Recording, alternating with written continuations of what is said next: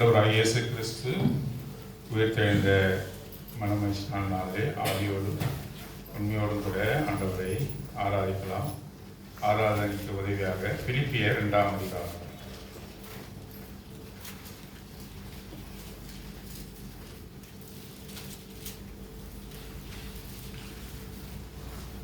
பிலிப்பியர் 2ஆம் அதிகாரம் 6ஆம் வசனம் முதல் 11ஆம் வசனம் வரை நாம் எல்லோரும் சேர்ந்து வாசிக்கலாம். Philippians chapter 2 from verse 6 to 11 all together please. பிலிப்பியர் 2ஆம் அதிகாரம் 6ஆம் வசனம் முதல் 11ஆம் வசனம் வரை எல்லோரும் சேர்ந்து வாசிக்கலாம். சிறு பிள்ளைகள் கூட வேதாகமத்தை திறந்து சத்தமாக வாசிக்கலாம். பிலிப்பியர் 2ஆம் அதிகாரம் 6ஆம் வசனம் முதல் 11ஆவது வசனம் வரை எல்லோரும் சேர்ந்து பயபக்தியோடு கூட வாசிக்கலாம். அவர் தேவனுடைய ரூபமாயிருந்தும் தேவனுக்கு சமமாயிருப்பதை கொள்ளையாடின பொருளாக இல்லாமல் தம்மை தாமே வெறுமையாக்கி அடிமையின் ரூபமெடுத்து மனுஷ சாயலானார். அவர் மனுஷ ரூபமாய் காணப்பட்டு மரண பரியந்தம், அதாவது சிலுவையில் மரண பரியந்தம் தம்மை கீழ்ப்படுத்தலாக்கி தம்மை தாமே தாழ்த்தினார். ஆதலால் தேவன் எல்லாவற்றுக்கும் மேலாக அவரை உயர்த்தி இயேசுவின் நாமத்தில் வானோர் பூதலத்தோர் பூமியின் கீழானவருடைய முழங்கால்கள் யாவும் முழங்கும்படிக்கும் பிதாவாகிய தேவனுக்கும் மகிமையாக கிறிஸ்து கர்த்தரென்று நாவுகள் யாவும் அறிக்கைப்படும்படிக்கும் எல்லா நாமத்திற்கும் மேலான நாமத்தை அவருக்கு தந்தரினார். தேவன் தாமே இந்த வாசித்த பகுதி நமக்கு ஆசீர்வதித்து கொடுப்பாராக. ஒரு காரியத்தை எடுத்துக்கொண்டு நாம் தியானிக்கலாம். 7ஆம் வசனம் நான் வாசிக்கிறேன். தம்மை தாமே வெறுமையாக்கி அடிமையின் ரூபம் எடுத்து மனுஷ சாயலானார். அவர் மனுஷ ரூபமாய் காணப்பட்டு மரண பரியந்தம், அதாவது சிலுவையின் மரண பரியந்தம் கீழ்ப்படிந்தவராகி தம்மை தாமே தாழ்த்தினார். ஆண்டவராகிய இயேசு கிறிஸ்துவின் தாழ்மையை குறித்து வாசிக்கிறோம். The humbleness, the obedience nature of the Lord Jesus Christ. We read about the obedience nature of our Lord Jesus Christ. He emptied himself என்று நாம் வாசிக்கிறோம். தம்மை தாமே வெறுமையாக்கி, அவர் ஐஸ்வர்ய சம்பனர். அவருடைய ஐஸ்வர்யத்திற்கு அளவே இல்லை. ஏனென்றால் எல்லாவற்றையும் ஆண்டவர் பிதாவாகிய தேவன் குமாரனாகிய இயேசு கிறிஸ்துவினிடத்திலே ஒப்பு கொடுத்திருந்தார். ஆகவே உலக தோற்றத்துக்கு முன்பாகவே பிதாவாகிய தேவனோடு இருந்தவர் ஆண்டவராகிய இயேசு கிறிஸ்து என்று சொல்லி வாசிக்கிறோம். ஆகவே ஆண்டவர் சுவிசேஷங்களிலே சொல்லும்போது நான் வானத்திலிருந்து வந்தவர் என்று சொல்கிறார். நான் வானத்திலிருந்து வந்தவர், நீங்கள் பூமியிலிருந்து உண்டானவர்கள் என்று சொல்லுகிறார். ஆதாம் எப்படி பூமியிலிருந்து மண்ணினாலே உண்டாக்கப்பட்டானோ நாம் ஒவ்வொருவரும் ஆதாமின் சந்ததியிலே வந்தவர்கள். ஆகவே பூமியிலிருந்து உண்டாக்கப்பட்டவர்கள். ஆண்டவராகிய இயேசு கிறிஸ்து பூமியிலிருந்து உண்டாக்கப்பட்டவர்கள். நான் வானத்திலிருந்து வந்தவர். நான் என் பிதாவோடு கூட நான் இருந்தேன் என்று சொல்லுகிறார். ஆதியிலே வார்த்தை இருந்தது, அந்த வார்த்தை தேவனோடு இருந்தது, அந்த வார்த்தை தேவனாக இருந்தது என்று சொல்லி யோவான் சுவிசேஷம் 1ஆம் அதிகாரம் 1ஆம் வசனத்துல நாம் வாசிக்கிறோம். ஆகவே பிதாவோடு கூட இருந்தார் என்று சொல்லி நாம் பார்க்கிறோம். ஆகவே எல்லா ஐஸ்வர்யமும், எல்லா கனமும், எல்லா துதியும், எல்லா மகிமையும் அவர் என்ன செய்தாரு? விட்டு வந்தார் என்று சொல்லப்படாமல் அதையெல்லாம் காலி செய்து வந்தார் என்று சொல்லப்பட்டது. emptied himself, அதாவது தம்மை தாமே வெறுமையாக்கி எல்லாவற்றையும் என்ன செய்தார்? துதி, கனம், மகிமை, மாட்சிமை, ஐஸ்வர்யம், வல்லமை யாவற்றையும் ஒதுக்கி வைத்து விட்டு, காலி செய்து விட்டு, காலி பாத்திரமாக இந்த உலகத்திலே அவர் வந்தார். மனுஷ ரூபமாய் வந்தார். மனுஷ ரூபமாய் என்று மட்டும் சொல்லப்படாமல் அடிமையின் ரூபம் எடுத்தார். மனுஷருக்காவது மதிப்பு இருக்கு. மனுஷர்களை மதிக்கிறோம் இல்லையா? ஒரு மனுஷன் மதிக்கிறோம், சகோதரர்களை மதிக்கிறோம். அடிமை யாராவது மதிப்பாங்களா? அடிமையை மதிக்கவே மாட்டாங்க. ஒரு அடிமையானவன் ஒரு எஜமானுக்கு கீழ்ப்படிந்தவன். அவனுக்கு மதிப்பு மரியாதை இல்லை. ஆகவே அவர் மனுஷ சாயலாக மாத்திரம் வராமல் அடிமையின் ரூபம் எடுத்தார். அது மிக முக்கியமாக வாசகமாக இருக்கிறது. அடிமையின் ரூபம் எடுத்து மனுஷ சாயலாக மாத்திரமல்ல, அடிமையின் ரூபம் எடுத்து கடைசியாக சிலுவையிலே தம்மை ஒப்பு கொடுத்தார். எம்மட்டுமாக கீழ்ப்படிந்தார்? சிலுவையில் மரண பரியந்தம் கீழ்ப்படிந்தார். பாருங்க, இந்த அடிமையின் ரூபமானார் என்ற வார்த்தையை எடுத்துக்கொண்டு நாம் இன்றைக்கு தியானிக்கலாம். ஆகவே அவர் அடிமையாக மாறினார். He enslaved himself. He became a slave in nature. அவர் ஒரு அடிமையாக மாறினார். அடிமை என்று சொன்னால் அங்கே வேலைக்காரன், பணியாள் என்று அர்த்தம். வேலைக்காரன் அல்லது பணியாள் என்று அர்த்தம். He has to be called as a servant. The servant nature ஆண்டவராகிய இயேசு கிறிஸ்துவானவர் எடுத்துக்கொண்டார் என்று சொல்லி பார்க்கிறோம். பாருங்க, தமிழ்ல ஒரு வார்த்தை பணியாள் என்று சொல்லப்படவில்லை, அல்லது வேலையாள் என்று சொல்லப்படவில்லை. அதற்கு பதிலாக வேதாகமத்தினுடைய பிபிலிக்கல் டேர்ம் என்ன என்று சொன்னால் செர்வன்ட் என்ற வார்த்தைக்கு தாசன் என்று போடப்பட்டிருக்கிறது. எப்படி பணியாள், வேலையாள் என்று போடப்படாமல் தமிழிலே இந்த வேதாகம வார்த்தையில வேலையாளை குறிப்பிட வேண்டும் என்று சொன்னால் தாசன், தேவதாசன், காட் சர்வன்ட் அப்படின்னா வேலையாள் அல்லது பணியாள் என்று அர்த்தம். முதலாவதாக ஆண்டவருடைய பணியாளாக யார் நியமிக்கப்பட்டார்கள் தெரியுமா? இஸ்ரவேல் ஜனங்கள். They are God's servant. இஸ்ரவேல் நாடு முழுவதுமே, இஸ்ரவேல் ஜனங்கள் முழுவதுமாக இந்த 12 கோத்திரமும் அவருடைய பணியாட்களாக இருக்கிறார்கள் என்று ஆண்டவர் சொல்லுகிறார். அந்த வார்த்தையை நாம் வாசிக்கலாம். ஏசாயாவின் புத்தகம் 41ஆம் அதிகாரம் 8ஆம் வசனம். எடுத்து சீக்கிரம் வாசிங்க. ஏசாயா, book of Isaiah chapter 41 verse 8. என் தாசனாகிய இஸ்ரவேலே, நான் தெரிந்து கொண்ட யாக்கோபே, என் சிநேகிதனான ஆபிரகாமின் சந்ததியே, நான் பூமியின் கடையாந்தரங்களில் இருந்து உன்னை எடுத்து அதன் எல்லைகளில் இருந்து அழைத்து வந்து, நீ என் தாசன், நான் உன்னை தெரிந்து கொண்டேன், நான் உன்னை வெறுத்து விடவில்லை என்று சொன்னேன். பாருங்க, ஆபிரகாமினுடைய சந்ததியில வந்தவர்கள் யாரு? சத்தமே இல்லையே. ஆபிரகாமுடைய who are the descendants of father Abraham? யாரு? The people of Israelites, the people of Israel. அவர்கள் தான் ஆபிரகாமினுடைய சந்ததியிலே வந்தவர்கள். ஆபிரகாமினுடைய சந்ததியிலே வந்தவர்களை அவர் என்ன சொல்கிறார் இங்கே 41ஆம் அதிகாரத்துல அவர் சொல்லும் பொழுது, அவர்களை நான் தெரிந்து கொண்டேன். எதற்காக தெரிந்து கொண்டேன்? எனது தாசர்களாக இருக்கும்படி தெரிந்து கொண்டேன். தாசன் என்றால் என்ன அர்த்தம்? தாசன் என்ற பெரிய பதவி நினைச்சுக்காதீங்கன்னா, அது தாசன் என்றால் என்ன? வேலையாள் அல்லது பணியாள் என்ற அர்த்தம். வேலையாள் அல்லது பணியாள் என்ற அர்த்தம், சர்வன்ட் என்ற அர்த்தம். என் தாசனாகிய இஸ்ரவேலே நான் தெரிந்து கொண்டேன் என்று சொல்லி சொல்லுகிறார். இன்னொரு வார்த்தையில வாசிக்கலாம். 44ஆம் அதிகாரம் book of Isaiah chapter 44 verse 1 and 2. 44ஆம் அதிகாரம் ஏசாயா 1ஆம் வசனம் 2ஆம் வசனம் வாசிங்க. யாக்கோபே, நான் தெரிந்து கொண்ட இஸ்ரவேலே, உன்னை உண்டாக்கினவரும் தாயின் கர்ப்பத்தில் உன்னை உருவாக்கினவரும் உனக்கு துணை செய்கிறவருமாகிய கர்த்தர் சொல்லுகிறதாவது, என் தாசனாகிய யாக்கோபே, நான் தெரிந்து கொண்ட யெஷூரனே, பயப்படாதே.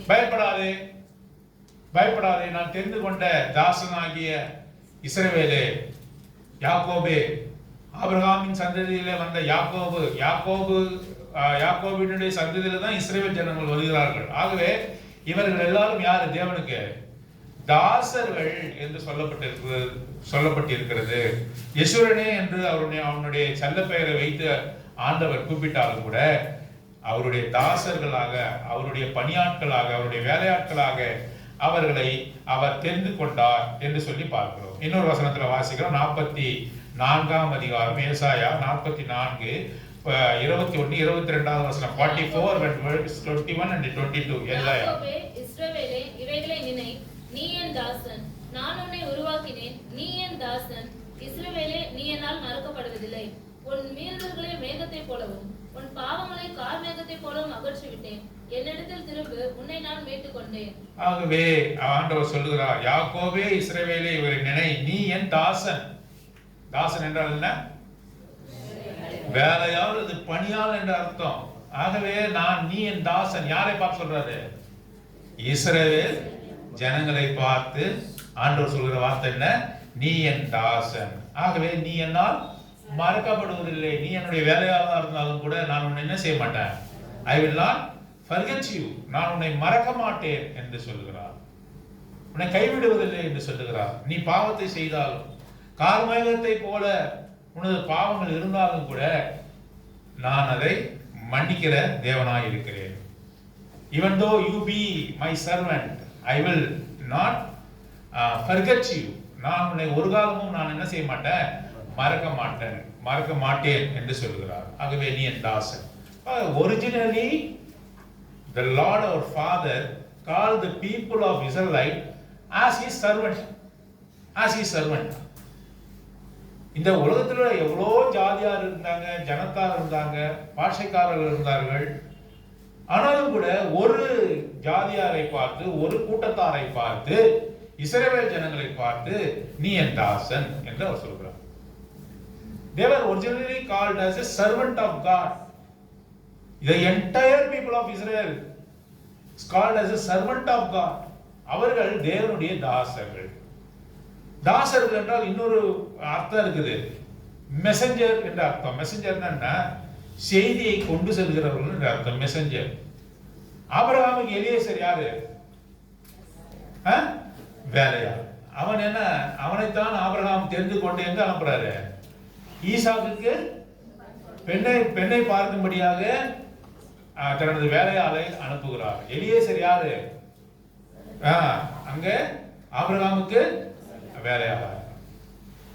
இந்த வேலையாளர் அல்லது தாசர்கள் என்ன செய்வார்கள் என்று சொன்னா they are the messenger of God என்று சொல்லி பாருங்க. எல்லா எஜமானனுடைய எல்லா வேலையை செய்வது மாத்திரமல்ல, அவர்கள் தூதுவர்களாக அவர்கள் காணப்பட்டார்கள் என்று சொல்லி பாருங்க. அப்போஸ்தலர் நடவடிக்கைகள் 3ஆம் அதிகாரம் 13ஆம் வசனம் முதல் 15ஆம் வசனம் வரை எடுத்து வாசிங்க. ஈசாக்கு யாக்கோபு என்பவர்களுடைய தேவனாகிய நம்முடைய பிதாக்களின் தேவன் நம்முடைய பிள்ளையாகிய இயேசுவை மகிமைப்படுத்தினார். அவரை நீங்கள் ஒப்புக்கொடுத்தீர்கள். பிலாத்து அவரை விடுதலையாக்க தீர்மானித்த போது அவனுக்கு முன்பாக அவரை மறுதலித்தீர்கள். பரிசுத்தமும் நீதியும் உள்ளவரை நீங்கள் மறுதலித்து கொலைபாதகனை உங்களுக்காக விடுதலை பண்ண வேண்டும் என்று கேட்டு ஜீவாதிபதியை கொலை செய்தீர்கள். அவரை தேவன் மரித்தோரிலிருந்து எழுப்பினார். அதற்கு நாங்கள் சாட்சிகளாய் இருக்கிறோம். நம்ம வாசித்தோம் இல்லையா? அப்போஸ்தலர் நடவடிக்கைகள் 3ஆம் அதிகாரம் 13ஆம் வசனம். ஆபிரகாம், ஈசாக்கு, யாக்கோபு என்பவர்களுடைய தேவனாகிய நம்முடைய பிதாக்களின் தேவன் தம்முடைய பிள்ளையாகிய இயேசுவை மகிமைப்படுத்தினார். ஆண்டவர் யாரை மகிமைப்படுத்தினாரு? பிள்ளையாகிய இயேசு. இந்த பிள்ளையாகிய இந்த இயேசு என்ற வார்த்தை இங்க மாத்திரம் தான் வருது. தேவனுடைய மகன் என்றுதான் எல்லா இடத்துலயும் வருது. இந்த பர்டிகுலர் டேர்ம் பிள்ளையாகிய என்று வருது. ஆங்கில வேதாகமம் கிங் ஜேம்ஸ் வெர்ஷன்ல இந்த இடத்துல சொல்லும் பொழுது என்ன வாசிக்கிறது? சன் ஆஃப் காட் என்று வாசிக்கிறோம் இல்லையா? வாசிங்க, அந்த பகுதியை வாசிங்க. அப்போஸ்தலர் நடவடிக்கைகள் 3ஆம் அதிகாரம் 13ஆவது வசனத்துல அந்த பகுதியை வாசிங்க. ஆங்கில வேதாகமம் வைத்திருக்கிறவர்கள் எடுக்கவே இல்லை இன்னும். வாசிங்க. யாரோ ஒருத்தர் ஆரம்பிச்சார், நின்ட்டாரு. யாரோ his son Jesus. அவருடைய மகனாகிய இயேசுவை மகிமைப்படுத்தினார் என்று போடப்பட்டிருக்கிறது. இது ரெண்டுமே தவறான மொழிபெயர்ப்பு. பிள்ளையாகிய என்ற வார்த்தை கிடையாது. தமது மகனாகிய the son of God என்ற அந்த வார்த்தையும் கிடையாது. இது தவறா மொழிபெயர்க்கப்பட்டிருக்கிறது. ஏனென்று சொன்னால் எல்லா வருஷங்களையும் நான் பார்த்தேன். ஆங்கிலத்துல எல்லா மூல பாஷையிலிருந்து மொழிபெயர்க்கப்பட்ட எல்லா பாஷையிலும் ஒரு வார்த்தை போடப்பட்டிருக்கு. அந்த வார்த்தை என்ன என்று சொன்னால் the servant of God என்று தான் போடப்பட்டிருக்கு. son of God கிடையாது. Jesus Christ the servant of God. இயேசு கிறிஸ்து யாரு? ஆண்டவருக்கு, பிதாவாகிய தேவனுக்கு அவருடைய தாசர். ஆண்டவராகிய இயேசு கிறிஸ்துவே பிதாவாகிய தேவனுக்கு என்னது? தாசர் தான். அதுதான் சரியான பதம். பிள்ளையாகிய கிடையாது, அல்லது சன் ஆஃப் காட் என்று கிடையாது. இதே எல்லா மொழிபெயர்ப்பிலும் இந்த வார்த்தையை நாம் படிக்கும் பொழுது சர்வன்ட் ஆஃப் காட் என்று போடப்பட்டிருக்கிறது. ஆகவே தேவனுடைய தாசனாகிய ஆண்டவராகிய இயேசு கிறிஸ்து பரலோகத்தில் இருக்கும் பொழுது அவர் எப்படி இருந்தார்? பிதாவாகிய தேவனுக்கு குமாரராக இருந்தார். அவரை பற்றி சாட்சி கொடுக்கும் பொழுது ஏக சுதன் என்று சொல்லுகிறார். ஆனால் இந்த பூமியிலே அவர் வந்து பணிவிடைகளை செய்யும் பொழுது அவர் ஏற்றுக்கொண்ட பதவி என்ன? தாசன். தாசன், வேலையாளாக அவர் இருந்தார். ஆண்டவராக இயேசு கிறிஸ்து இந்த உலகத்தில் இருக்கும்போது எப்படி இருந்தார்? Not only the son of God, not only the son of man, இரண்டு பேர்களை சொல்லி அவரை கூப்பிட்டார்கள். இந்த உலகத்தில் இருக்கும் பொழுது என்ன கூப்பிட்டார்கள்? அவர் எப்படி கூப்பிட்டாங்க? தேவனுடைய குமாரனே, மனுஷ குமாரனே, ரெண்டு பதத்தை பயன்படுத்தினார்கள். the son of god, son of man என்று சொன்னார். மனுஷகுமாரன், தேவகுமாரன் என்று ரெண்டு பதத்தை பயன்படுத்தினார்கள். ஆனாலும் கூட இன்னொரு பதம் இருக்கிறது. அவர் யார்? அவரு தேவதாசன். அவர் தேவதாசன். ஏனென்றால் பிலிப்பியர்ல அப்படித்தான் வாசிக்கிறோம். 2ஆம் அதிகாரத்துல வாசிக்கிறோம், அவர் மனுஷ ரூபமாக இருந்தார், அடிமையின் ரூபம் எடுத்தார், அவர் கீழ்ப்படிந்தார். இந்த வார்த்தைகள்லாம் எதை குறிக்கிறது என்று சொன்னார்? அவர் தாசனாக இந்த உலகத்தில் வந்தார், பணியாளாக, வேலையாளாக, உனக்காகவும் எனக்காகவும் அவர் என்ன செய்தாரு? தாசனாக, வேலையாளாக இந்த உலகத்தில் அவர் வந்தார் என்று சொல்லி பார்க்கிறோம். பாருங்க, மார்க் சுவிசேஷம் 10ஆம் அதிகாரம் 45ஆம் வசனம், மார்க் காஸ்பல் சாப்டர் 10 verse 45ல என்ன சொல்லப்பட்டிருக்கிறது? அப்படியே மனுஷகுமாரனும் ஊழியம் கொள்ளும்படி வராமல் ஊழியம் செய்யவும் அநேகரை மீட்கும் பொருளாக. எதற்கு வந்தாரு? ஊழியத்தை எல்லாம் வாங்கி கொள்வதற்கு வந்தாரா? ஊழியத்தை வாங்கி கொள்கிறவர் யாரு? எஜமான். போய் நிலத்துல அறுவடை செய்ய, பயிர் செய்ய என்று சொல்பவர் யாரு? பணியாளா? எஜமான் தான் யார்கிட்ட சொல்ல முடியும்? பணியாளர்கிட்ட சொல்ல முடியும். ஆண்டவராகிய இயேசு கிறிஸ்து இந்த உலகத்தில் வந்த நோக்கம் என்ன? மற்றவர்கள் சொல்லல, அவரே சொல்றாரு.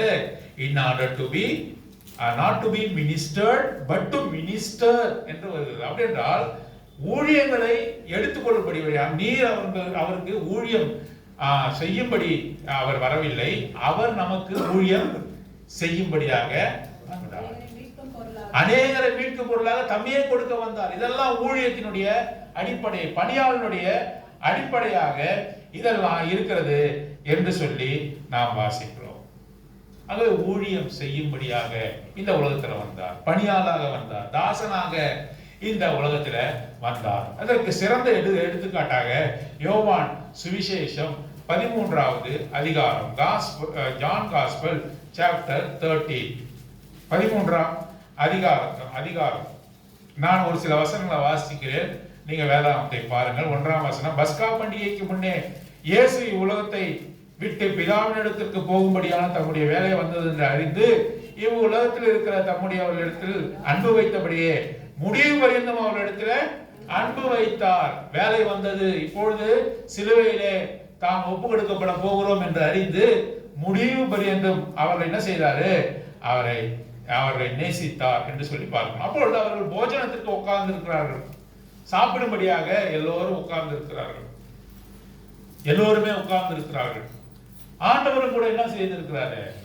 போஜனம் பண்ணும்படியாக உட்கார்ந்து இருக்கிறதை நாம் அறிகிறோம். 2ஆம் வசனத்திலே பிற்பகுதி, அவர்கள் போஜனம் பண்ணி கொண்டிருக்கையில், அப்படின்னா என்ன அர்த்தம்? they are eating, they started to eat. அவர்களுக்கு பரிமாறப்பட்ட பதார்த்தங்களை அவர்கள் என்ன செய்யறாங்க? ஆண்டவராகிய இயேசு கிறிஸ்துவும் என்ன பண்றாரு? சாப்பிட்டு கொண்டே இருக்கும் பொழுது திடீர்னு எழுந்திருக்கிறார். யாராவது சாப்பிட்டு கொண்டு இருக்கும் பொழுது டேபிள்ல, டைனிங் டேபிள்ல இருந்து திடீர்னு ஒருத்தர் எழுந்திருச்சு என்ன கேட்போம்? என்ன வேணுங்க, ஏன் திடீர்னு எழுந்திரிச்சிட்டீங்க? எல்லோரும் உட்கார்ந்து சாப்பிட்டு கொண்டிருக்கிறார்கள், ஆண்டவரும் போஜனமானம் பண்ணி கொண்டிருக்கிறார். அப்பொழுது அவர் திடீரென்று எழுந்ததை எல்லோரும் பார்க்கிறார்கள். அது 4ஆம் வசனத்திலே வாசிக்கிறோம். போஜனத்தை விட்டு எழுந்து வஸ்திரங்களை கழற்றி வைத்து, அப்படின்னா என்ன? போஜனங்களை உண்ணும் பொருட்டாக, சாப்பிடும் பொருட்டாக ஒரு உடையை உடுத்தியிருந்தார்கள். போஜனம் சாப்பிடுவதற்கான உடை. அதை என்ன செய்தாரு? முதல்ல கழட்டி வைக்கிறார். பிறகு வேலையாளினுடைய உடையை அவர் போட்டுக் கொள்கிறார். பாருங்க, நல்ல திருமண ட்ரெஸ்ஸை போட்டுக்கிட்டு யாராவது சர்வ் பண்ணுவாங்களா? கோட்டு சூட்டு எல்லாம் போட்டுக்கிட்டு வாங்க நான் உங்களுக்கு சர்வ் பண்றேன் அப்படின்னு கேசரி ஒரு எடுத்து வைப்பாங்களா? பண்ண மாட்டாங்க. அப்போ வேலையாளின் உடையை அவர் அணிந்தார். அவர் போஜனம் செய்து கொண்டிருந்தார். போஜனம் செய்வதற்குரிய உடையை அவர் அணிந்திருந்தார். திடீர்னு எழுந்திருக்கிறாரு. சாப்பிட்டு கொண்டிருக்கும் பொழுதே எழுந்திருக்கிறாரு. எழுந்திருந்து தன் உடையை கழற்றி வைத்து ஒரு சீலையை எடுத்து அறையிலே கட்டி கொண்டு, அறை என்றால் இடுப்பு என்ற அர்த்தம். அறைனா அறைக்கு போயிட்டாருன்னு நினைச்சுக்காதீங்க. அறை என்றால் இடுப்புல வந்து ஒரு சீலையை கட்டுறாரு. எப்படி? பெரிய தொங்கல் உள்ள சீலை. அதாவது அந்த இடுப்புல வந்து பெல்ட்ல ஓரமா அதிகமா தொங்குது. அதற்கான அர்த்தத்தை நாம் பின்னாடி பார்க்கிறோம். பாருங்க, ஒவ்வொருவருடைய காலையும் அவர் என்ன செய்யறாரு? கழுவவும் தாம் கட்டி கொண்டிருந்த சீலையினால் துடைக்கவும் தொடங்கினார். அந்த சீலை எப்படி இருக்கு? கட்டின பிறகும் கொஞ்சம் மீதி இருக்குது. அதுல குனிஞ்சு என்ன செய்யறாரு? சீஷர்களுடைய கால்களை அவர் கழுவ தொடங்கினார். ஒவ்வொரு சீஷருடைய காலை கழுவினார். மறுதளிக்க போகிற பேதுருடைய காலை கழுவினாரா? காட்டி கொடுக்க போகிற யூதாஸ் காரியத்தினுடைய கால்களை கழுவினாரா? எல்லோரும் ஓடி போக போகிறார். எல்லா சீடர்களும் என்ன பண்ண போறாங்க? they are going to run away. அவர்கள் எல்லோரும் ஓடி போக போகிறார்கள். அவர் எல்லாருடைய கால்களையும் கழுவினாரா? கழுவினார். எல்லாருடைய காலையும் கழுவி அவர் சொல்லுகிறார் 13ஆம் வசனம், நீங்கள் என்னை போதகர் என்றும் ஆண்டவர் என்றும் சொல்கிறீர்கள். You call me as a master and lord. You said right என்று சொல்கிறார். நீர் என்ன செய்ய சொல்கிறீர்கள்? எஜமானனே என்று சொல்கிறீர்கள், ஆண்டவரே என்று சொல்கிறீர்கள். சரிதான், ஆண்டவரும் போதகருமாகிய நானே 14ஆம் வசனம், உங்கள் கால்களை கழுவினது உண்டானால் நீங்களும் ஒருவருடைய கால்களை ஒருவர் கழுவ கடவீர்கள் என்று சொல்லுகிறார். ஆகவே அவர் அடிமையின் சிந்தை, ஒரு வேலையாளின் சிந்தை. ஒரு வேலையாள் தான் என்ன பண்ணுவான்? காலை போய் கழுவுவான். அவர் இந்த உலகத்தில் இருக்கும் பொழுது அவர் ஒரு வேலையாளின் சிந்தையாக அவர் இருந்தார். அவர் தம்மை தாமே உயர்த்தி கொள்ளவில்லை. அவர் பரலோகத்திலிருந்து வந்த பொழுது தம்மை வெறுமையாக்கி வந்தார். He emptied himself and came into this world. He gave himself to the cross. சிலுவைக்கு தம்மை ஒப்பு கொடுத்தார். வேலையாளின் சிந்தை, தாசனுடைய சிந்தையாகவே அவர் இருந்தார். அந்த சிந்தையை அவர் கொண்டிருந்ததுனாலதான் அவரால் என்ன செய்ய முடிந்தது? சீஷர்களுடைய கால்களை கழுவ முடிந்தது. காட்டி கொடுக்கிறவருடைய கால்களை கழுவ முடிந்தது. துரோகிகளுடைய கால்களை கழுவ முடிந்தது. அவரை விட்டு ஓடுகிறவருடைய கால்களை கூட அவரால் என்ன செய்ய முடிந்தது? கழுவ முடிந்தது. இன்றைக்கு நாம் அவரை ஆராதிக்க வந்திருக்கிறோம். எப்படி ஆராதிக்க போகிறோம்? ஒரு தாசனுடைய ரூபத்திலே வந்தீரே, ஒரு வேலையாளன் போல மாறினீரே, அடிமையாக எனக்காக நீர் மாறினீரே, எனக்கு ஊழியம் செய்ய முடியாத இந்த உலகத்துல வந்தீரே. ராஜாவுக்கு யாராவது ராஜா யாருக்காவது போய் ஊழியம் செய்வாரா? யாருடைய காலாச்சை கழுவுவாரா? எந்த ராஜ்யத்தினுடைய ராஜாவாவது மற்றவங்களுக்கு வந்து ஊழியம் செய்வாங்களா? செய்ய மாட்டாங்க. இந்த பிரஜைகள், அங்கே இருக்கக்கூடிய போர் வீரர்கள் எல்லோரும் ராஜாவுக்கு தான் ஊழியம் செய்யணும். இவர் ராஜாதி ராஜா. ஆனால் இவர் எப்படி இருக்கிறார்? அந்த உலகத்தில் வந்த பொழுது அடிமையின் ரூபம் எடுத்து வந்தார். மனுஷனுடைய சாயலிலே வந்தார் என்று சொல்லி போடப்பட்டிருக்கிறது. லூக்கா சுவிசேஷம் 22ஆம் அதிகாரம். லூக்கா சுவிசேஷம் 22ஆம் அதிகாரம்.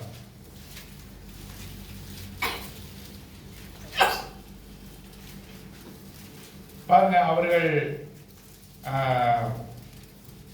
யார் பெரியவர்கள் என்று அங்கே சண்டை போடுகிறதை நாம் இங்கே பார்க்கிறோம். வசனம் என்ன? 26-27 வாசிங்க.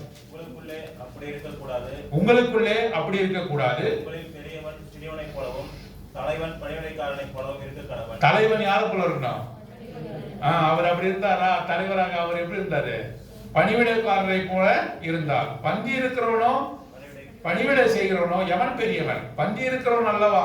அப்படி இருந்தும் நான் உங்கள் நடுவிலே பணிவிடைக்காரனை போல இருக்கிறேன். எப்படி இருக்கிறாரு? வேலையாளை போல இருக்கிறார். யார் பெரியவன்? பந்தி இருக்கிறவர்கள் தான் பெரியவங்க, வேலை செய்கிறவர்கள் கீழானவர்கள். அப்படி இருந்தும் நான் என்ன செய்கிறேன்? ஒரு பணிவிடைக்காரனை போல நான் இருக்கிறேன் என்று ஆண்டவர் சொல்லுகிறதை பார்க்கிறோம். ஆகவே அவருடைய சிந்தனை, அவருடைய காரியங்கள் எல்லாமே அங்கே ஒரு பணிவிடைக்காரனுடைய சிந்தையாக இருந்தது. முதலாவதாக பிதாவாகிய தேவன் இஸ்ரவேல் ஜனங்களைத்தான் தனது தாசன் என்று சொன்னார். ஆனாலும் இந்த இஸ்ரவேல் ஜனங்கள் என்ன செய்தார்கள்? அந்த தாசர்களுடைய பொறுப்பை அவர்கள் ஏற்றுக்கொள்ளவில்லை, அவரை அசட்டை செய்தார்கள். உமக்கு நாங்கள் ஊழியம் செய்ய முடியாது என்று இந்த இஸ்ரவேல் ஜனங்கள் சொன்னார்கள். எங்கே சொன்னார்கள்? 42ஆம் அதிகாரம் ஏசாயா 42 19வது வசனம். ஏசாயா 42. என் தாசனை அல்லாமல் குருடன் யார்? வாசிங்க. செவிடன் யார்?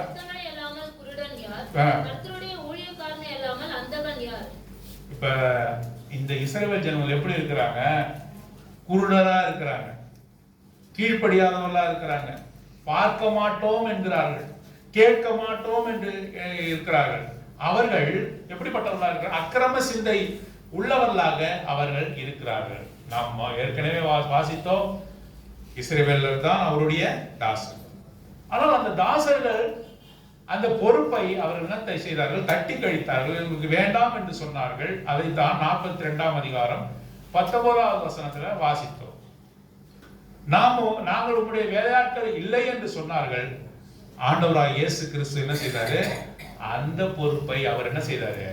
தம் மீது ஏற்றுக்கொண்டார் என்று சொல்லி பார்க்கிறோம். ஆகவே இந்த வேலையால் இஸ்ரவேலை வேலையாளராக நியமித்தார், அவர்கள் அதை புறந்தள்ளினார்கள். ஆண்டவராக இயேசு கிறிஸ்துவானவர் வேலையாளாக தன்னை மாற்றி பிதாவாகிய தேவனுக்கு ஒப்பு கொடுத்தார். அவர் ஒப்பு கொடுத்த காரியத்தை குறித்து 4 காரியங்களை வாசித்து நாம் இதை முடிக்கலாம். ஏசாயாவின் புத்தகம் 42ஆம் அதிகாரம் 1ஆம் வசனம் வாசிங்க. இதோ நான் ஆதரிக்கிற என் தாசன், நான் தெரிந்து கொண்டவரும் என் ஆத்துமாவுக்கு பிரியமானவரும் இவரே. என் ஆவியை அவர் மேல் அமர பண்ணுவேன். அவர் புறஜாதிகளுக்கு நியாயத்தை வெளிப்படுத்துவார். அவர் கூக்குரலிடவும் மாட்டார். வாசிங்க.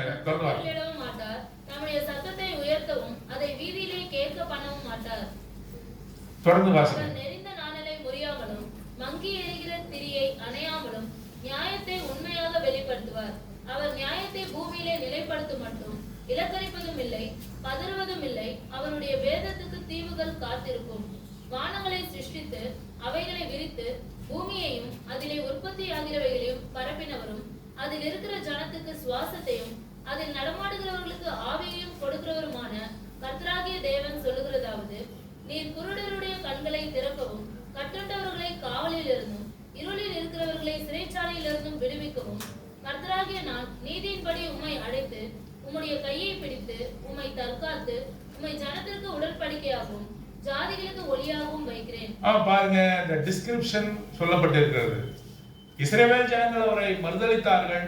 ஆண்டவராய் இயேசு கிறிஸ்துவானவர் அந்த தாசன் என்ற பொறுப்பை ஏற்றுக்கொண்டு இந்த உலகத்திலே வந்தார்.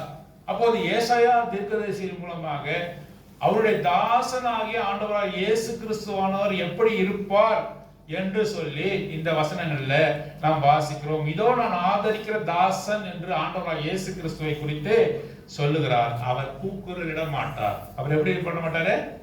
ஒரு நாளும் அவர் என்ன பண்ண மாட்டாரு? சத்தமா பேச மாட்டாரு, தன் சத்தத்தை உயர்த்தவும் மாட்டார், வீதியில கேட்க பண்ணவும் மாட்டார், கூக்குரலிட்டு யாரையும் என்ன பண்ண மாட்டாரு?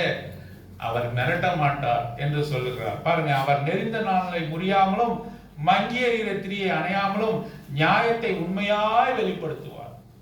நியாயத்தை உண்மையாய் வெளிப்படுத்துகிறவர் தான் இந்த தாசனாகிய ஆண்டவராகிய இயேசு கிறிஸ்து என்று சொல்லி நாம இங்க பார்க்கிறோம். அவர் என்ன செய்ய போகிறார்? நீ குருடருடைய கண்களை திறக்கவும், 6ஆம் வசனம், கட்டுண்டவர்களை காவலிருந்து இருளில் இருக்கிறவர்களை சிறையில் இருந்தும் விடுவிக்கவும். அவர் என்ன செய்ய போகிறார்? அந்த உலகத்தில் வந்து அந்த தாசன் என்ன செய்ய போகிறார்? கட்டுண்டவர்களை விடுதலையாக்க போகிறார். பாவத்திலே கட்டுண்டவர்களை என்ன செய்ய போறாரு? Those who are bound in their sins is going to release them. அவர்களை விடுதலையாக்க போகிறார். அந்தகார இருளிலே அமர்ந்திருந்தவர்கள் ஆச்சரியமான ஒளியை காணும்படியாக அவர் செய்ய போகிறார். அந்தகாரில் இருந்த இருளில் இருந்தவர்களை ஆச்சரியமான ஒளியிடத்திற்கு அவர் கொண்டு வர போகிறார். இந்த தாசன் என்ன செய்ய போகிறார்? அவருடைய தாசனாகிய ஆண்டவராகிய இயேசு கிறிஸ்துவானவர் எப்படிப்பட்டவர் என்பதை குறித்து 42ஆம் அதிகாரம் 1ஆம் வசனம் முதல் 6ஆம் வசனம் வரை இங்கே சொல்லப்பட்டிருக்கிறது. பாருங்க, அவர் நியாயத்தை பூமியிலே நிலைப்படுத்த மட்டும் இலைக்கரிப்பதில்லை. இலைக்கரிப்பதில்லைன்னா அர்த்தம் he won't வாசிங்க அந்த 4ஆம் வசனம். அவர் நியாயத்தை பூமியிலே ஆங்கிலத்தில் வாசிங்க. discouraged, he won't be discouraged. அவர் பதறுவதும் இல்லை, அவர் சோர்ந்து போவதில்லை. அவர் நியாயத்தை எடுத்து உரைப்பார். நியாயத்தை எடுத்து உரைக்கும் போது கத்த மாட்டார், கோபப்பட மாட்டார், மெதுவாக அவர் பேசுவார் என்று சொல்லி the description of his servant Lord Jesus Christ. It is not of Israel. Israel மக்களை குறித்து இங்கே சொல்லப்படல. ஆண்டவராக இயேசு கிறிஸ்து இந்த இஸ்ரவேல் மக்கள் இந்த தாசன் என்ற பொறுப்பை அவர்கள் தங்களிடத்திலிருந்து விடுவித்துக் கொண்ட பொழுது ஆண்டவராக இயேசு கிறிஸ்துவானவர் இந்த தாசன் என்ற பொறுப்பை, வேலையாள் என்ற இந்த பொறுப்பை ஏற்றுக்கொண்டு அவர் எப்படி இருப்பார், இதோ என் தாசன் என்று அவர் சொல்லுகிறதாக பார்க்கிறோம். இரண்டாவதாக ஏசாயா புத்தகம் 49வது அதிகாரம் 1ஆம் வசனத்தை வாசிங்க. தீவுகளே எனக்கு செவி கொடுங்கள், தூரத்தில் இருக்கிற ஜனங்களே கவனியுங்கள். தாயின் கர்ப்பத்தில் இருந்தது முதல் கர்த்தர் என்னை அழைத்து, தாயின் கர்ப்பத்தில் இருந்தது முதல் கர்த்தர் என்ன செய்தாரு? ஆண்டவராக இயேசு கிறிஸ்துவை அழைத்தார். நான் என் தாயின் வயிற்றில் இருக்கையில் என் நாமத்தை பிரஸ்தாபப்படுத்தினார். தாயின் வயிற்றிலே இருக்கும் பொழுதே அவருடைய நாமத்தை என்ன செய்தார்? ஆண்டவர் பிரஸ்தாபப்படுத்தினார். அவர் என் வாயை கூர்மையான பட்டயமாக்கி. ஆண்டவராக இயேசு கிறிஸ்துவினுடைய வாய் எப்படி இருக்கிறது? கூர்மையான பட்டயமாக இருக்கிறது. வெளிப்படுத்தின விசேஷம் 1ஆம் அதிகாரத்துல வாசிக்கிறோம் இல்லையா? அவருடைய வாய் எப்படி இருக்கிறது? கூர்மையான பட்டயத்திற்கு இணையாக இருக்கிறது என்று சொல்லி நாம் பார்க்கிறோம். 4ஆம் வசனத்திலே வாசிக்கும் பொழுது, அதற்கு நான் விருதாவாய் உழைக்கிறேன், வீணும் வியர்த்தனமாய் என் பலனை செலவழிக்கிறேன். ஆகவே அவர் என்ன செய்யறாரு? எல்லா வசனங்களையும் இந்த உலகத்துல சொல்லுகிறார். இதெல்லாம் வீண் என்று நாம் நினைப்போம் என்று சொன்னால் அவர் சொல்லுகிறார், ஆகிலும் என் நியாயம் கர்த்தரிடத்திலும் என் பலன் என் தேவனிடத்திலும் இருக்கிறது என்று சொன்னேன். ஆகவே இதற்குரிய பலனை ஆண்டவர் கொடுப்பார் என்று இந்த தாசன் அங்கே நிச்சயமாக நம்பினார் என்று சொல்லி பார்க்கிறோம். 5ஆம் வசனம், யாக்கோபை தம்மிடத்தில் திரும்பும்படி நான் தாயின் கர்ப்பத்திலிருந்து முதல் கர்த்தர் தமக்கு தாசனாக என்னை உருவாக்கினார். தாயினுடைய கர்ப்பத்தில் இருக்கும் பொழுதே ஆண்டவராக இயேசு கிறிஸ்துவானவர் தாசனாக உருவாக்கப்பட்டார். இஸ்ரவேலோ சேராதே போகிறது. இஸ்ரவேல் என்ன செய்கிறது? தாசன் என்ற பொறுப்பை விடுவித்து விட்டது. இயேசு கிறிஸ்துவானவர் அதை எடுத்துக்கொண்டார். ஆகிலும் கர்த்தருடைய பார்வையில் கனமடைவேன், என் தேவன் என் பலனாய் இருப்பார் என்று அங்கே சொல்லப்பட்டிருக்கு. 6ஆம் வசனத்திலே, யாக்கோபின் கோத்திரங்களை எழுப்பவும் இஸ்ரவேலில் காக்கப்பட்டவர்களை திரும்பவும் நீ எனக்கு தாசனாய் இருப்பது அற்ப காரியமா இருக்கிறது. நீ பூமி கடைசி பரியந்தம் என்னுடைய ரட்சிப்பாய் இருக்கும்படி உம்மை ஜாதிகளுக்கு ஒளியாக வைப்பேன் என்றார். ஆகவே அவர் ஜாதிகளுக்கு ஒளியாக வந்தார். He came as a light. இந்த தாசன் எப்படி வந்தார்? அவர் ஒளியாக வந்தார் என்று சொல்லி நாம் வாசிக்கிறோம். அப்போஸ்தலர் நடவடிக்கைகள் 13ஆம் அதிகாரத்திலே வாசிக்க வேண்டிய அவசியம் இல்லை. பவுலும் பர்னபாசும் போய் அந்த புறஜாதி இடத்திலே அவர்கள் உபதேசிக்கும் போது இந்த வசனத்தை எடுத்து சொல்றாங்க. இந்த வசனத்தை எடுத்து சொல்றாங்க. ஆண்டவராகிய இயேசு கிறிஸ்து இந்த உலகத்திலே ஒளியாக வந்தார், மாத்திரமல்ல புறஜாதிகளுக்கு ஒளியாக வந்தார் என்று சொன்னபொழுது அவர்கள் மகிழ்ச்சி அடைந்தார்கள் என்று சொல்லி போடப்பட்டிருக்கிறது அப்போஸ்தலர் நடவடிக்கைகள் 13வது அதிகாரத்தில். ஆகவே அவருடைய ஊழியத்தை குறித்து இந்த 49ஆம் அதிகாரம் பேசுகிறது. 42ஆம் அதிகாரம் எதை குறித்து பேசுகிறது? அவர் யார் என்பதை குறித்து பேசுகிறது. ஏன் அவர் தாசனாக வந்தார் என்பதை குறித்து பேசுகிறது. 49ஆம் அதிகாரம் ஏசாயா எதை குறித்து பேசுகிறது? அவருடைய ஊழியத்தை குறித்து பேசுகிறது. அவர் ஒளியாக வந்தார் என்று பேசுகிறது. அவர் தாயின் கர்ப்பத்திலிருந்து அவர் முன்குறிக்கப்பட்டார் என்பதை குறித்து 49வது அதிகாரம் ஏசாயா 49ஆம் அதிகாரம் பேசுகிறது. 50வது அதிகாரம் ஏசாயா 50வது அதிகாரம் பாருங்க. 4ஆம் வசனம் வாசிங்க. இளைப்படைந்தவனுக்கு சமயத்திற்கேற்ற வார்த்தை சொல்ல நான் அறியும்படிக்கு கர்த்தராகிய ஆண்டவர் எனக்கு கல்விமானின் நாவை தந்தருளினார். காலைதோறும் என்னை எழுப்புகிறார். கற்றுக்கொள்கிறவர்களைப் போல நான் கேட்கும்படி என் செவியை கவனிக்க செய்கிறார். இளைப்படைந்தவருக்கு, those who are discouraged, despised, அவர்களுக்கு ஏற்ற வார்த்தையை சொல்லும்படியாக ஆண்டவராகிய கர்த்தர், அவருடைய பிதாவாகிய தேவனானவர், ஆண்டவராகிய இயேசு கிறிஸ்துவின் கல்விமானினுடைய நாவை கொடுத்தார் என்று சொல்லி வாசிக்கிறோம். 5ஆம் வசனத்துல கர்த்தராகிய ஆண்டவர் என் செவியை திறந்தார், நான் எதிர்க்கவும் இல்லை, அவர் பின்வாங்கவும் இல்லை. ஆண்டவராகிய இயேசு கிறிஸ்து ஒரு நாள் என்ன செய்யல, பின்வாங்கவே இல்லை. 6ஆம் வசனத்துல வாசிக்கிறோம், அடிக்கிறவர்களுக்கு என் முதுகையும் காடை மயிரை பிடுங்கிறவர்களுக்கு என் தாடையையும் ஒப்பு கொடுத்தேன், அவமானத்துக்கும் உமிழ்நீருக்கும் என் முகத்தை மறைக்கவில்லை. இது யார் குறிக்கிறது? ஆண்டவராகிய இயேசு கிறிஸ்து. அவர் தாடை மயிரை குறித்து இருக்கிறார்கள், ஒரு நாளும் அவர் மறுக்கல. அவர் அடிக்கிறார்கள், முதுகை அடிக்கிறார்கள், அதையும் அவர் மறுக்கல. அவமானத்துக்கும் உமிழ்நீருக்கும் என் முகத்தை மறைக்கவில்லை. இந்த தாசன் எப்படி எல்லாவற்றுக்கும் அவர் ஒப்பு கொடுத்தார். தமது பிதாவாகிய தேவன் சொல்லை கேட்டு எல்லாவற்றுக்கும் அவர் என்ன செய்தாரு? ஒப்பு கொடுத்தார். 9ஆம் வசனம், இதோ கர்த்தராகிய ஆண்டவர் எனக்கு துணை செய்கிறார், என்னை ஆக்கினைக்குள்ளாக தீர்க்கிறவன் யார்? இதோ அவர்கள் எல்லோரும் ஒரு வஸ்திரத்தை போல பழசாவார்கள், ஒட்டுப்பூச்சி அவர்களை அரிக்கும் என்று சொல்கிறார். உங்களில் எவன் கர்த்தருக்கு பயந்து அவருடைய தாசனின் சொல்லை கேட்டு தனக்கு வெளிச்சமில்லாதனால் இருட்டிலே நடக்கிறானோ அவன் கர்த்தருடைய நாமத்தை நம்பி தேவனை சார்ந்து கொள்ள கடவன் என்று நாம் வாசிக்கிறோம். ஆகவே இந்த தாசனுடைய ஊழியத்தை குறித்து 49ல வாசித்தோம். 50வது வசனத்துல அவர் எப்படி பாடுபட போகிறார் என்பதை குறித்து 50ல வாசிக்கிறோம். 51 2ஆம் வசனம் பாருங்க. உங்கள் தகப்பனாகிய ஆபிரகாமையும் உங்களை பெற்ற சாராளையும் 52வது அதிகாரம் 13வது வசனம். மன்னிக்கவும், chapter 52 verse 13. இதோ என் தாசன் ஞானமாய் நடப்பார், அவர் உயர்த்தப்பட்டு மேன்மையும் மகா உன்னதமுமாய் இருப்பார். அவர் உயர்த்தப்பட்டு மகா உன்னதமாய் இருப்பார். 14ஆம் வசனம், மனுஷனை பார்க்கிலும் அவருடைய முக பார்வையும் மனுபுத்திரரை பார்க்கிலும் அவருடைய ரூபமும் இவ்வளவு அந்தக்கேடு அடைந்தபடியினாலே அவரை கண்ட அநேகர் பிரமிப்படைந்தார்கள். அப்படியே அவர் அநேகம் ஜாதிகள் மேல் தெளிப்பார்.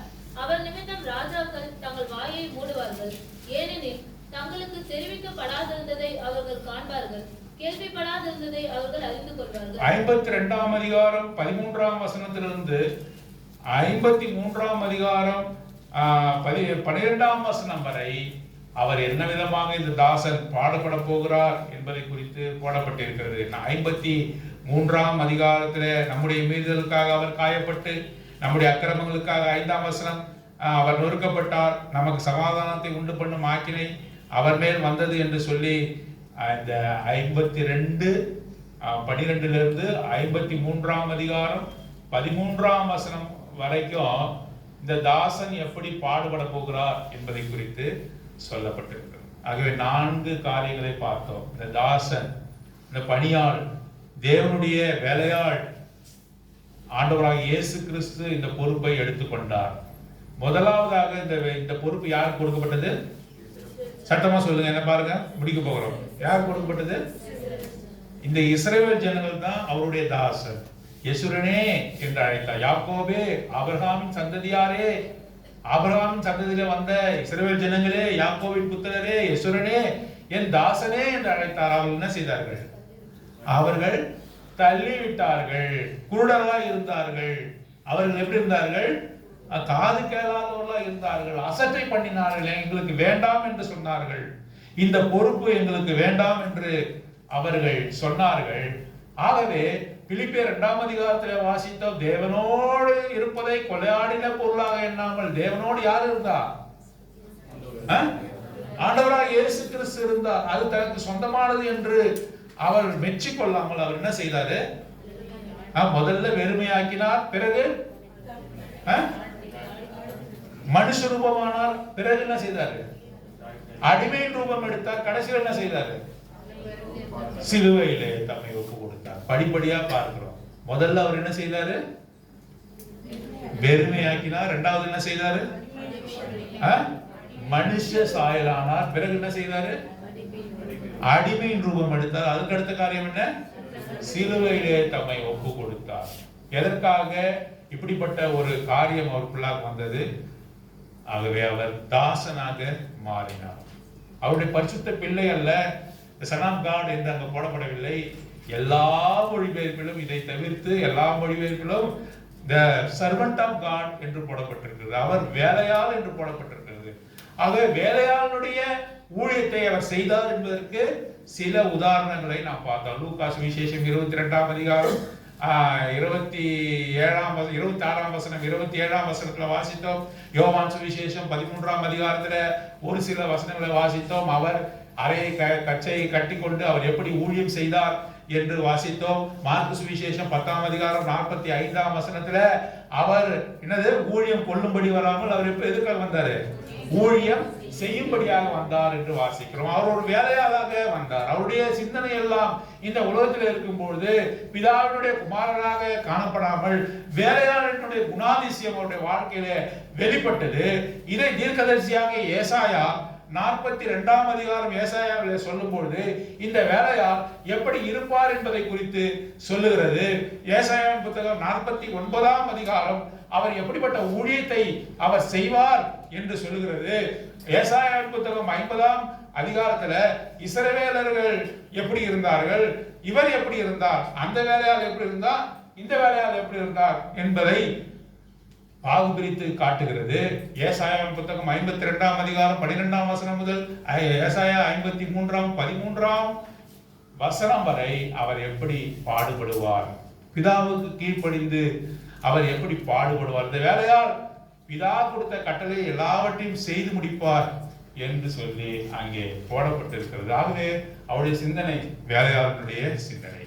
தம்மை வெறுமையாக்கினார், உனக்காக ஒப்பு கொடுத்தார். இஸ்ரவேல் ஜனங்கள் அதை ஒதுக்கினார்கள்.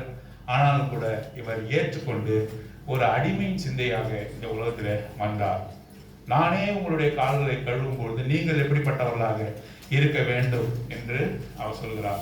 நாம் மண்ணிலிருந்து உண்டானவர்கள். நமக்கு இந்த வேலையாளின் சிந்தை இருப்பது பெரிய காரியம் ஒன்றுமில்லை. பாருங்க, நாம இருக்கிறோம் அந்த உலகத்துல. நம்முடைய பிறப்பினுடைய காரியங்களை பார்க்கும்போது அநேகர் எப்படி பிறந்திருக்கிறோம்? ஏழையா பிறந்திருக்கிறோம். பெரிய வசதிலாம் ஒன்றையும் இல்லை. சில குறிப்பிட்ட பேர் தான் என்ன born with silver spoon என்ற சொல்ல விதமாக பிறக்கும் போதே பணக்காரர்களாம் பிறகுறாங்க. ஆண்டவர் எல்லா ஐஸ்வர்யத்திலும் இருந்தவர். நாம ஏழ்மை நிலைமையில இருந்தோம். நாம கொஞ்சம் வசதி வந்தாலே நம்ம என்ன செய்யறோம்? மற்றவங்களை அற்பமா நினைக்கிறோம். கொஞ்சம் வசதி, கொஞ்சம் வேலை, கொஞ்சம் படிப்பு இதை கொடுத்தாக்காவே மற்றவங்க அற்பமா எண்ணறோம். ஆனா நம்முடைய பிறப்பு, நம்முடைய வாழ்க்கை தரம்லாம் பார்க்கும்பொழுது அது மிகவும் தாழ்ந்ததாக காணப்படுகிறது. கொஞ்சம் வசதி, கொஞ்சம் பணம் வந்தாவே நம்மளுடைய தலைகணம் அதிகமா ஏறுது. ஆனால் ஆண்டவர் எல்லாவற்றையும் அவருக்கு உரியது. அவர் எல்லாவற்றையும் படைத்தார். எல்லாமே வானம் பூமி அவருடையது. ஆனாலும் அவருக்கு அடிமையின் சிந்தை இருந்தது என்று சொல்லி, தாசனுடைய சிந்தை இருந்தது என்று சொல்லி பாருங்க. இஸ்ரவேலுக்கு அந்த சிந்தனை இல்லை. இஸ்ரவேல் மண்ணிலிருந்து உருவாக்கப்பட்டவன், அவனுக்கு அந்த சிந்தனை இல்லை. ஆனால் தேவாதி தேவன், எல்லாவற்றையும் சர்வ சிருஷ்டியும் உண்டாக்கினவர், அவருக்கு அந்த சிந்தை இருக்க வேண்டிய அவசியம் இல்லை. ஆனாலும் இந்த தாசனுடைய, பணியாளனுடைய, வேலையாளனுடைய சிந்தையை அவர் தரித்து கொண்டார். தம்மை வெறுமையாக்கினார், மனுஷ ரூபமானார், அடிமையானார், கடைசியாக தம்மையே ஒப்பு கொடுத்தார். ஆகவே இந்த சிந்தனை உங்களுக்கு இருக்கணும் என்று சொல்றார். ஆகவே நாம எப்படி ஆராதிக்க போகிறோம்? ஆண்டவரே, என்னை நான் ஒப்பு கொடுக்கிறேன். வானத்தையும் பூமியும் உண்டாக்கின தேவன், சர்வ சிருஷ்டியும் உண்டாக்கின தேவன். ஆனாலும் கூட இந்த அடிமையின் சிந்தை உமக்கு இருந்ததே. சீஷர்களுடைய கால்களை கழுவினீரே, அவர்களுக்காக முடிவு வரைந்தும் அவரை நேசித்தீரே. என்னையும் கூட, துரோகியான என்னையும் கூட, காட்டி கொடுக்கிற என்னையும் கூட நீர் என்ன செய்தீர? என்னை மறந்துடாமல் என்னை நேசிக்கிறீரே, எனக்காக உண்மை ஒப்பு கொடுத்தீரே, சிலுவையிலே ஒப்பு கொடுத்தீரே, தாழ்த்தினீரே. நான் இஸ்ரேல் ஜனங்களைப் போல உண்மை அசட்டை பண்ணினானாக இருந்தேன். ஆனாலும் கூட இந்த தாசனுடைய சிந்தனையை ஏற்று சீஷர்களுடைய கால்களை கழுவினீரே, ஒப்பு கொடுத்தீரே, எனக்கு சேவகம் செய்யும்படியாக வந்தீரே. in order to minister you என்று வாசி. எனக்கு சேவகம் செய்யும்படியாக, நான் தானே உமக்கு சேவகம் செய்யணும், நான் தானே உமக்கு உபகாரங்களை செய்யணும். ஆனாலும் கூட நீர் எனக்கு உபகாரம் செய்யும்படியாக, எனக்காக தமது ஜீவனை கொடுக்கும்படியாக நீ வந்தீரே, உமக்கு நன்றி செலுத்துகிறேன் என்று சொல்லி நன்றி செலுத்தி துதிக்க தேவன் தாமே நமக்கு உதவி செய்வாராக. எழுந்து ஒரு பாடலை பாடலாம்.